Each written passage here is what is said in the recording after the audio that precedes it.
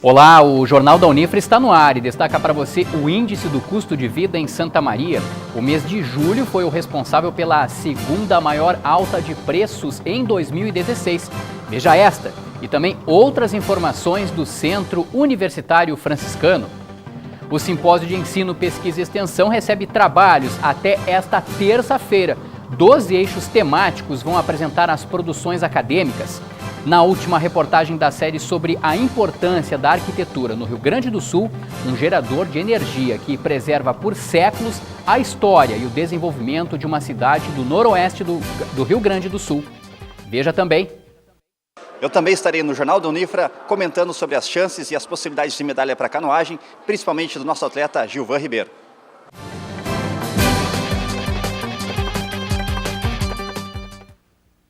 Os reajustes no preço do feijão e na taxa sobre o serviço de fornecimento de água e esgoto elevaram a inflação em Santa Maria. De acordo com o Laboratório de Práticas Econômicas da Unifra, o mês de julho registrou a segunda maior alta geral de preços do ano. E para explicar os números da pesquisa mensal, nós conversamos com o professor Matheus Froza, coordenador do curso de Ciências Econômicas aqui do Centro Universitário Franciscano. Professor Froza, seja mais uma vez muito bem-vindo. Obrigado. E já vamos dar uma olhadinha aqui, lá, professor, na tela. Nós temos a inflação para o mês de julho, 0,92%. Se nós acompanharmos de janeiro até esse sétimo mês, né, de 2016, a gente percebe aí que o mês de julho teve, então, a segunda maior alta geral de preços. Pode dizer, foi quase 1%, motivado, como tu falaste anteriormente, pela água e esgoto e também pelo aumento do feijão.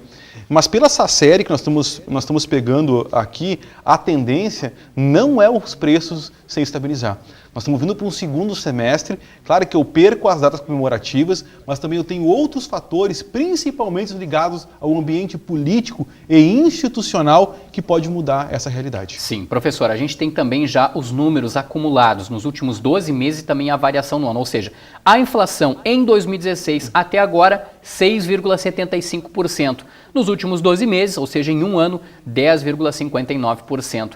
Essa aqui, várias vezes a gente fala aqui no Jornal da Unifra, continua acima daquele teto, enfim, daquela projeção que o governo faz. Projeção do governo é entre 4,5% e 6,5%. A tendência é, sim, mais um ano ficar acima da meta, mais um ano que eu vou ter que justificar o porquê que isso está ocorrendo. Em termos de país e tanto em termos do Rio Grande do Sul, eu vou extrapolar essa meta de inflação. Perfeito. Agora a gente vai, professor, para os grupos que mais subiram.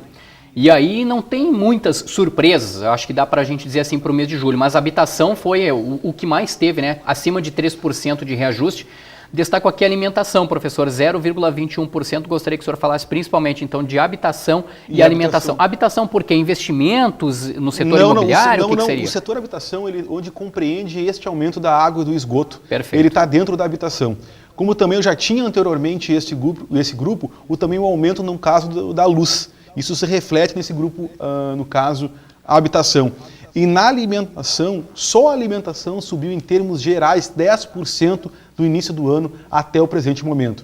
Sendo mais claro, se a alimentação subiu 10% até o momento e os reajustes salariais ficaram em torno de 6%, 7%, isso significa que a população empobreceu 3%. E eu percebo isso nessa função da alimentação. Aqui o destaque, no caso, é o feijão. E o substituto dele mais próximo, que no caso é a lentilha, também teve aumento de preço. E também o arroz, que vem com 12% de aumento. Então, comidas já tradicionais e de baixo poder financeiro, de fácil aquisição, elas também estão com preço elevado. Quer dizer que não adianta agora dizer para o consumidor, vamos substituir para tentar pagar menos, porque não tem. Não, está disseminado na alimentação este aumento. O comércio percebeu que, ao substituir, ele também pode acabar ganhando um pouquinho ali. Pode. Eu tenho agora, professor, na sequência, os grupos que menos subiram no mês de julho de 2016. E a gente tem educação, despesas pessoais, vestuário e também comunicação. Educação praticamente se manteve estável. Estável, em virtude também a questão ocorre no grupo educação um a dois aumentos por mês, isso se reflete no início do ano, fevereiro e março, onde eu pego os aumentos do grupo educação. E eu queria destacar o vestuário. O mês passado, o retrasado, que vinha de deflação, ele começa a se recuperar ou começa a subir por uma troca de coleção e também um fator climático. As estações não estão bem definidas, eu tenho dias muito frios, alternando também com dias também até um certo calorzinho, com temperaturas chegando quase aos 30 graus, e isso acaba refletindo no grupo vestuário. Agora nós chegamos então nos itens, professor, de maior aumento, ou melhor, antes o acumulado do ano. Comunicação ainda continua com quase 30% de reajuste. Educação acima de 25% e alimentação acima aí, muito próximo já de 15%, né?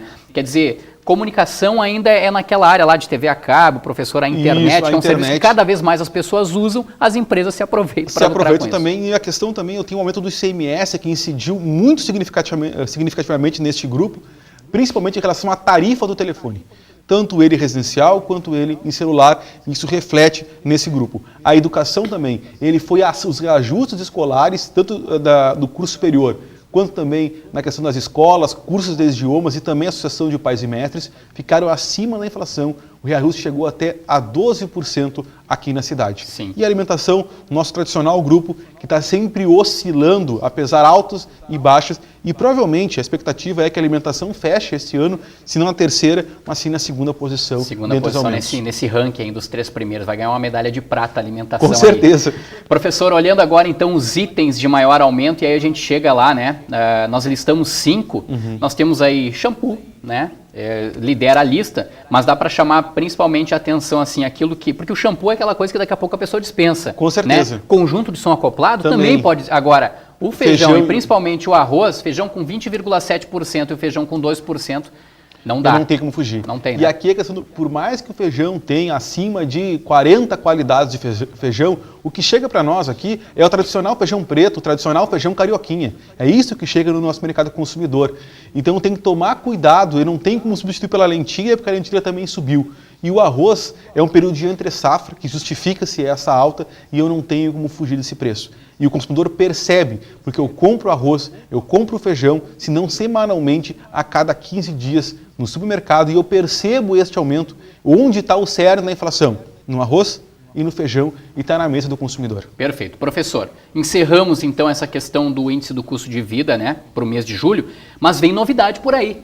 Porque agora o índice do custo de vida, além de, claro, as pessoas poderem acompanhar aqui pelo Jornal da Unifra, poderem acompanhar também pelo site unifra.br, um aplicativo. Mensalmente o professor vai trazer alguns dados e até sugestões, é mais ou menos isso? Exatamente. Num primeiro momento, com caráter teste, já vai estar na questão do aplicativo do vestibular aqui do Centro Universitário Franciscano, não só com dicas, mas com preços médios do aluguel aqui no bairro do Rosário, o aluguel também na região centro, o prato feito, o buffet por quilo, quanto custa a passagem de ônibus, quanto custa o táxi, quanto custa o combustível. Então o estudante que vier estudar aqui de outras regiões do estado, outras cidades, vai ter uma noção como se comportam os preços aqui na cidade.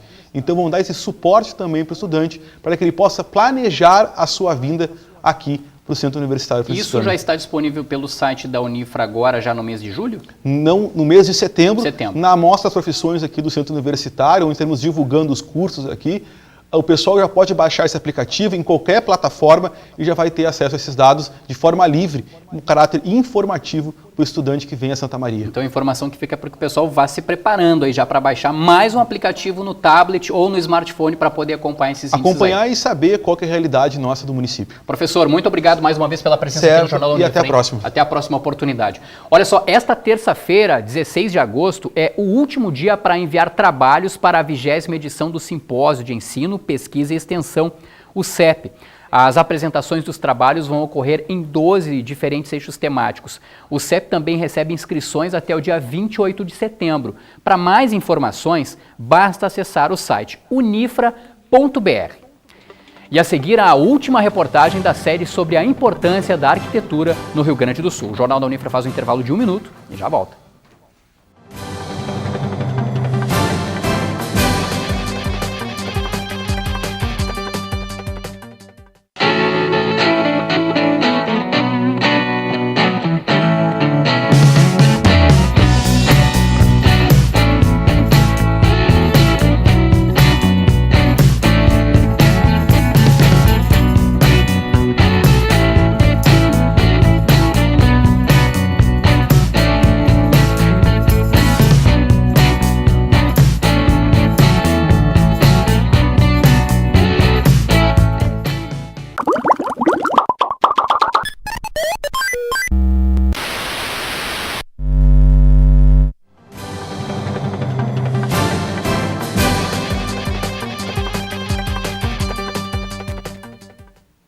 No início do século passado, os geradores de energia eram bem comuns em muitas cidades gaúchas. Foram estes geradores movidos a vapor que impulsionaram o desenvolvimento de muitos municípios. Em Ijuí, no noroeste do Rio Grande do Sul, um gerador de energia construído a 5 quilômetros do centro da cidade ainda permanece em funcionamento. Um dos motivos é que ele preserva a história e também o desenvolvimento de Ijuí. A Usina Velha, como é chamado esse gerador de energia em Ijuí, é a personagem da sexta e última reportagem da série produzida pelas emissoras que integram a Rede Prosa. O material a seguir tem produção e execução da Unijuí, que integra o consórcio das Universidades Comunitárias Gaúchas, o Comung.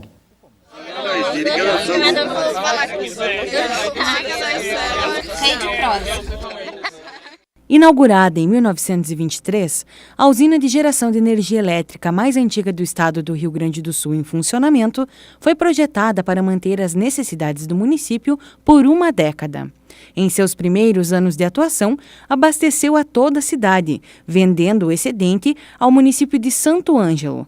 Porém, a demanda cresceu e em 5 anos foi necessário a criação de um segundo grupo gerador instalado em 1932. Efetivamente, os estudos mais aprofundados começaram, na realidade, em 1920, né? Que foi ali um estudo mais concreto da usina, foi definido a construção da usina, a localização.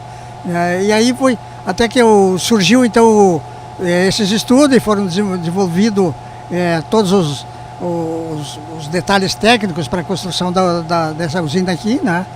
E ela foi instalada, o primeiro grupo entrou em funcionamento em junho de 1923. A produção dessa usina inicial, ela tinha excedente inclusive de energia elétrica. E aí surgiu a possibilidade, foi feito um acordo entre a administração de Ijuí com Santo Ângelo e foi estendida uma rede para Santo Ângelo, né? E essa rede foi feita pelo Luiz Carlos Prestes. As águas do rio Potiribu, responsável pela geração de energia da Usina Velha, arquitetaram o desenvolvimento do município e também de muitas vidas dedicadas à manutenção e funcionamento da usina, como de Fernando Lucchesi, servidor do DEMEI desde 1992. Eu entrei como eletrotécnico já em 1º de julho de 1992 e entrei e uma das primeiras tarefas foi trabalhar na Usina Velha. E o trabalhar na Usina Velha tinha a ver com a recuperação da Usina Velha. A recuperação da Usina Velha porque ela tinha sofrido uma enchente muito significativa, né? Ou a maior enchente registrada na Usina Velha, que foi a enchente que assolou o município de Ijuí nos dias 28, 29 de maio de 1992. Na época, os registros dão conta de que choveu 530 milímetros num período de menos de 2 dias. A Usina Velha mantém ainda a arquitetura original, tendo em seu acervo um grupo termoelétrico e um gerador a diesel, instalados na década de 40, e também um locomóvel, máquina usada no início do século XX para a produção de energia elétrica de muitas cidades do interior. Hoje ela ainda está operando com 2 máquinas, as 2 máquinas são as máquinas originais, de 1923, 1932. Em termos de potência nominal, a máquina mais antiga, de 1923, ela tem 280 kVA. A máquina de 1930, da década de 30, ela tem 380 kVA de potência nominal. Atualmente, as duas geram em torno de 300 mil kWh mensais. Tá? Isso equivale, em termos do DEMEI, comparativo à própria concessionária do DEMEI, isso equivale a aproximadamente 2,4% de toda a energia que é consumida na nossa área de concessão. Em termos de consumidores, para dar um quantitativo mais real, seria basicamente como ela gerasse energia para aproximadamente 1.300 unidades consumidoras residenciais. Então ela tem uma baixa, vamos dizer assim, uma baixa capacidade de geração, mas ainda ela tem a sua utilidade em termos de geração de energia elétrica. A manutenção da arquitetura, segundo Sandro, ocorreu para manter o valor histórico que ela tem para o município de Ijuí, buscando preservar toda a estrutura do local, realizando apenas manutenções necessárias. A única coisa que procurou sempre ao longo do tempo foi fazer a manutenção dela, né, através da pintura e da manutenção da própria estrutura mesmo, né, principalmente as questões que estão ligadas à parte de cobertura, né, no telhado, a parte de sustentação do telhado. Então isso sempre procurou se manter em bom estado de conservação, até para evitar a questão de acidentes junto aos visitantes e aos próprios funcionários da própria usina. Com equipamentos que precedem a Segunda Guerra Mundial, a Casa de Máquinas da Usina Velha permanece em pleno funcionamento e está aberta a visitações para quem quiser conhecer e ter uma aula de história. O poder das águas do rio Potiribu e a importância da Usina Velha contribuíram não apenas para o desenvolvimento do município e da região, mas também moldaram a rica história de Ijuí e das pessoas que vivem em seu entorno. A seguir, as informações sobre a canoagem do Brasil nos Jogos Olímpicos. Nesta quarta-feira tem estudante da Unifra buscando vaga na final olímpica. Antes tem a previsão do tempo para os próximos dias.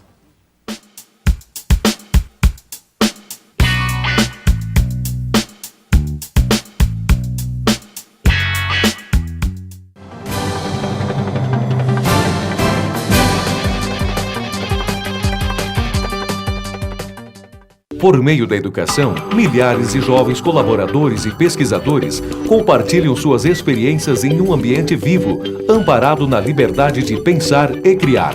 A comunidade universitária é um lugar em que o estudante pode desenvolver seu perfil próprio, enriquecendo assim o bem comum. Polo Nacional de Inovação por meio da Nanociência é referência em qualidade de ensino no Rio Grande do Sul. Centro Universitário Franciscano, uma universidade para suas aspirações.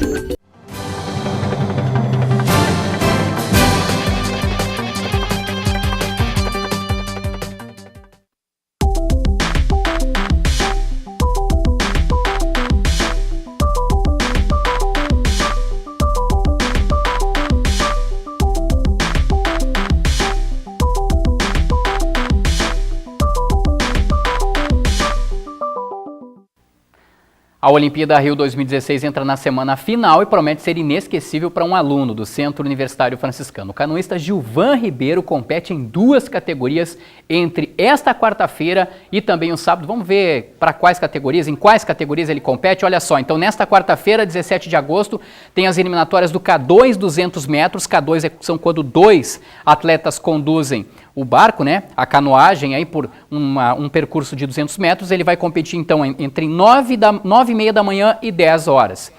Ainda agora, já no dia 18 de agosto, a gente tem a próxima prova, 17 de agosto, perdão, tem as semifinais do K2 200 metros, um pouquinho depois, né? Entre 10h45 e 11 horas da manhã, então, pelo menos 2 provas o Gilvan Ribeiro participa nesse dia 17 de agosto. Agora sim, dia 18 de agosto, nós temos aí as finais do K2 200 metros. Se o Gilvan se classificar para as semifinais e das semifinais chegar às finais, ele disputa então medalha de ouro, prata ou bronze entre 9h30 da manhã e 10 horas, então, desse dia 18 de agosto, as finais do K2 200 metros. No dia 19, nós temos aí as eliminatórias do K4 1000 metros, ou seja, 4 atletas conduzindo aí o barco, né, por um percurso aí de 1 quilômetro. Essa prova, as eliminatórias serão entre 15 para as 10 e 10 da manhã deste dia 19 de agosto.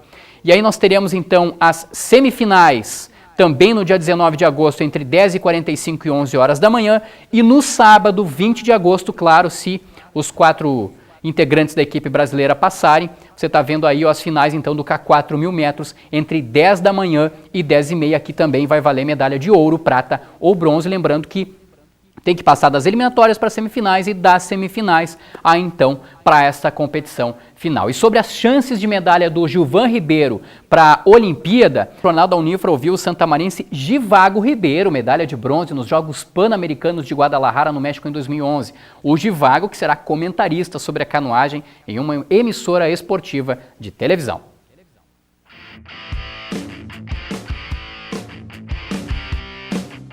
É um momento único, um momento que foi esperado a carreira inteira, nesses 15, 16 anos aí no esporte. Quando começamos já sonhávamos com a Olimpíada. E hoje está o Gilvan remando, eu envolvido na questão dos comentários junto à televisão, vai ser sem dúvidas um ápice assim, na nossa carreira.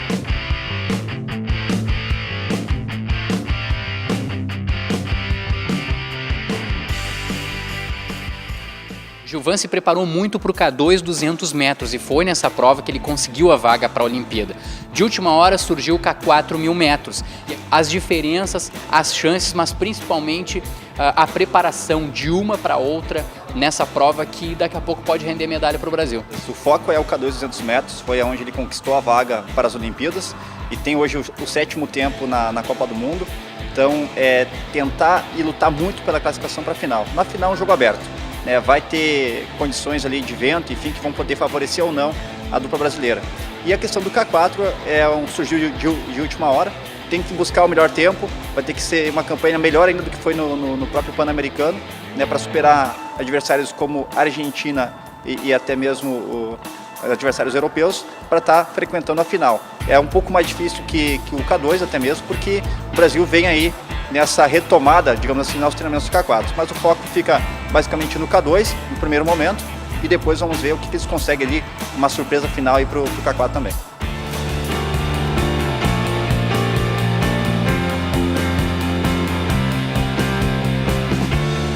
No Pan de Toronto, você ficou ali torcendo e teve a oportunidade de acompanhar a prova online, incentivando o irmão, acredito que com pensamentos, gritou, enfim, saltou bandeira do Brasil na mão direita e tudo mais.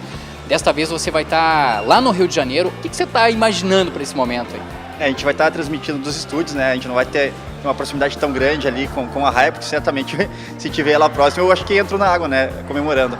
Mas vai ser um momento que eu vou ter que também atuar muito profissionalmente, né, na questão da transmissão, mas eu vou tentar segurar ao máximo a emoção e se não der, deixa rolar, né. Estilo como foi no Pan-Americano de Toronto? Talvez um pouquinho mais moderado, porque a gente vai estar aí ao vivo praticamente para o mundo inteiro, mas eu espero sim que essa emoção aconteça e que o Gilvan possa trazer muita alegria aí para o esporte brasileiro e em específico para a canoagem.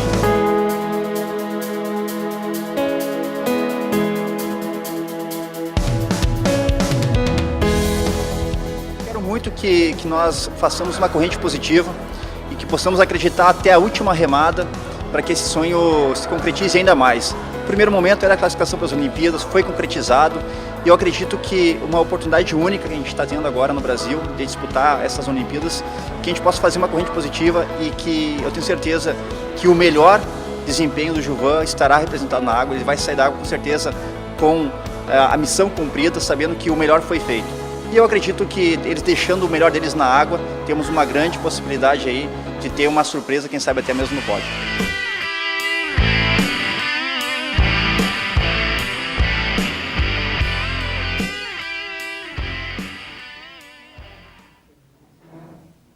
Tomara, né? Tomara que ele consiga representar e muito bem o Brasil nesses Jogos Olímpicos do Rio de Janeiro. O Jornal da Unifra vai ficando por aqui. Você também pode conferir a nossa programação no nosso canal do YouTube, o Unifra Online.